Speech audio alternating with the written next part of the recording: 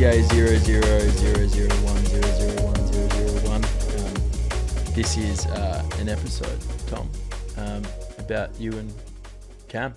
Yeah, this episode today is about me and my universal brother, Cam McCarthy, who passed away last year. And the reason why I wanted to do an A is because obviously musically fits in really well. We have so many great songs we'd shared together, so many songs that were fundamental for me in mourning Cam and remind me of that process. But really, this idea in its essence first came about from Cam. The idea of Pass the Aux. Of, being not exactly musical podcast, but doing a podcast together.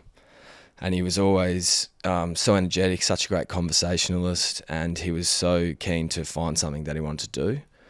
And he was saying, he used to say, TB, let's do a potty together and we can just yarn shit and you know, talk about whatever.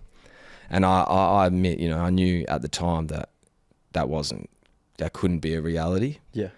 The way in which we worked as friends, our careers as AFL players, the timing was wrong. Yeah. And it would have been inappropriate and probably brand damaging to do it at that time. And I knew that, and it was always something that hurt me a bit. Yeah, a real unfortunate feeling to have with a best friend, hey? Absolutely. And I knew at the time that, I just couldn't do it. And it was the old shake your head, nod your head. Bro. Yeah, bro. Yeah, we'll get to that.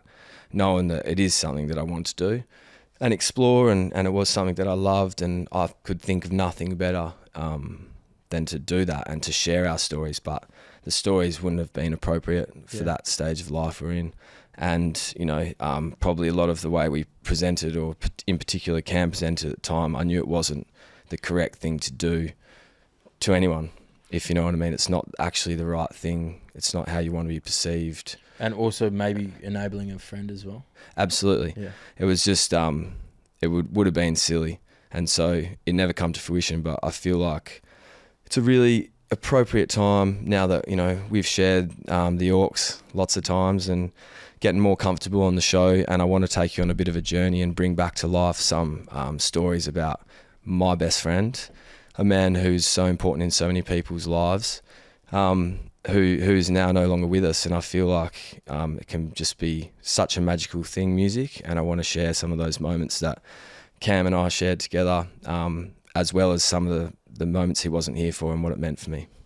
I think it's so special that you and we haven't discussed this at all. We said that we were going to do a Cam episode, and I never met Cam, but I thought it was just so cool that you could be like, I'm going to make something that is my lasting memory of my best friend, let alone tell some fucking probably pretty funny stories. Yeah, for sure. I'm a big one for you should celebrate life, and I've taken a step.